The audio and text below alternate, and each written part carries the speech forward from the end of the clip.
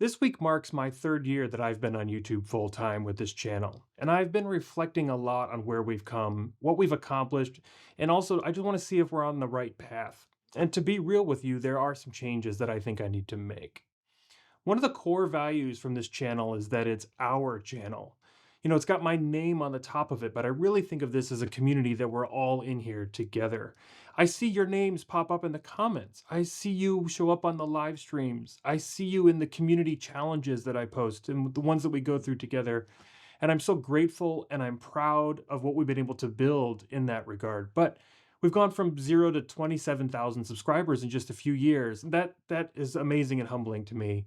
And going forward, the growth of this community is still going to be my main focus. But recently, the vibe of these videos has felt off to me. There are lots of creators on this platform who take a concept from a jazz textbook, and then they make some video version of that same idea. Now, I wouldn't say there's anything wrong with this. I'm not talking about the creators who are ripping off other people's ideas and then posting them as their own. Those people do exist out there, but it's very different than what I'm trying to make. As I look back, I think at times my videos feel more like they were in that style than I wanted them to, and I have a bit of a theory as to why that might be the case. From the beginning of this, I've aspired to be kind of a lifelong student and to do it in the open alongside you. The concepts that I've taught on this channel have come from my own experiences trying to learn how to play jazz, and I've had some real struggles along the way, but I've also had some pretty big highlights moments too. And so I've turned those moments into videos. I've taken those firsthand experience and I've made videos about them here on this channel. Maybe you've seen my video about why I think learning to play by ear using interval songs is a load of BS. Or maybe you've seen my unique approach to transcribing difficult songs by ear. But the YouTube algorithm, like all social media algorithms, is tooled to send you more of what you watched in the past.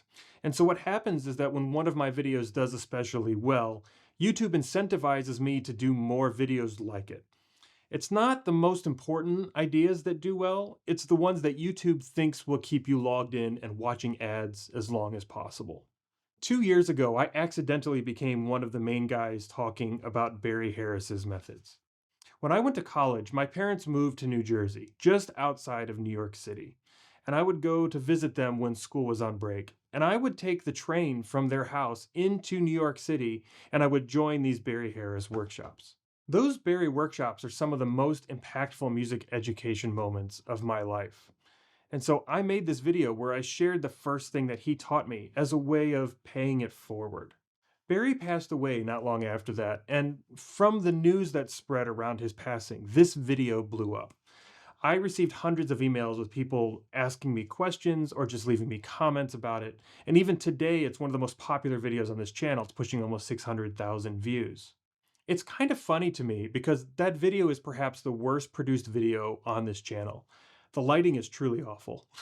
The sound is mediocre. I have no idea why I'm so tiny and out of focus. I don't think I had a script, let alone maybe not even an outline. I just shared a story that was important to me, and that story resonated with a bunch of people.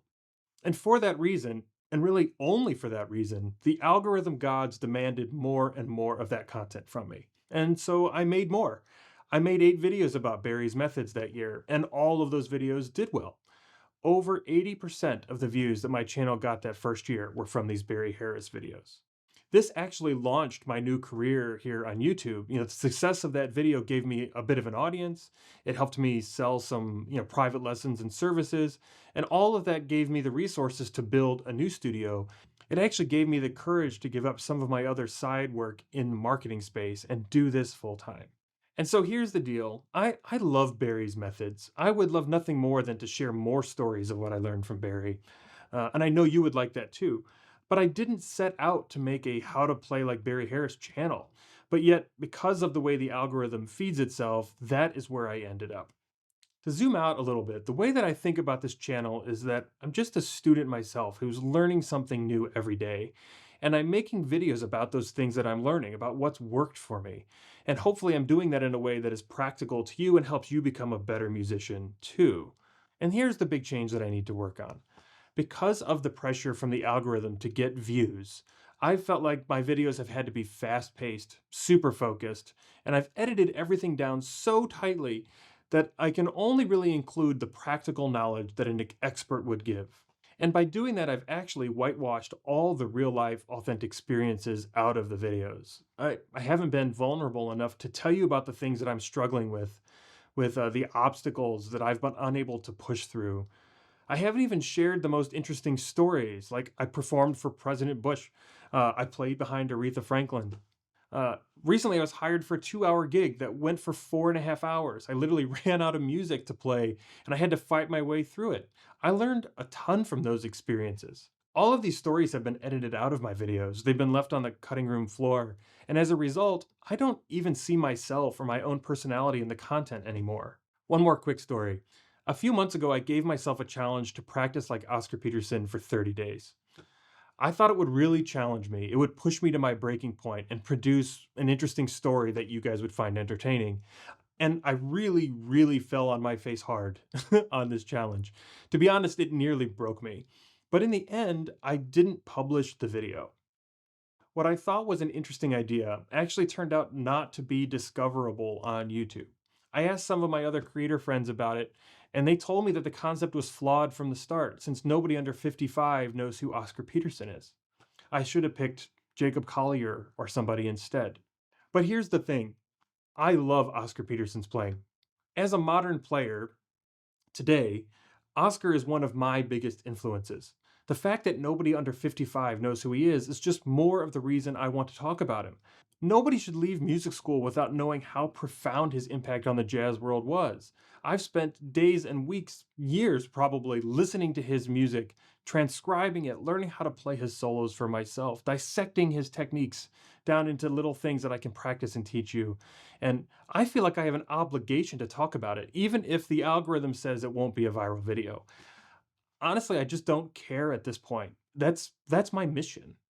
It's kind of ironic to me that the authenticity that made that original Barry Harris video so popular, despite the production value being so bad, it was that authenticity that I ultimately thought the algorithm was encouraging me to cut out of my future videos. And so I did. And in hindsight, I I think that was a mistake. So here's what this channel is, and I'm going to put all my cards out on the table so it's super clear. This is a channel about popular music inspired from the jazz era, from the perspective of someone who makes a living and teaching that music. This could be jazz from the 30s and the 40s, but it could also be current popular music.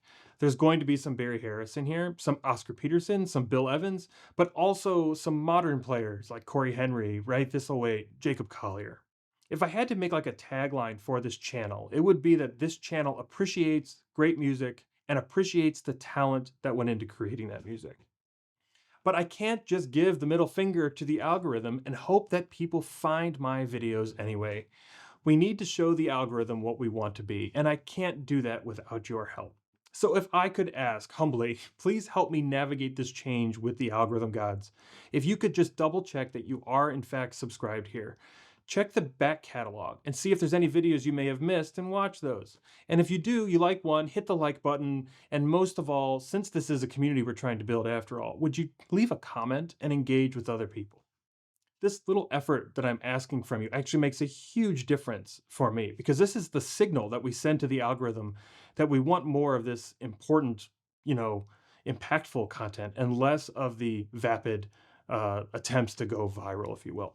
So thank you for going on this journey with me. I appreciate you very much. See you in the practice room. Peace.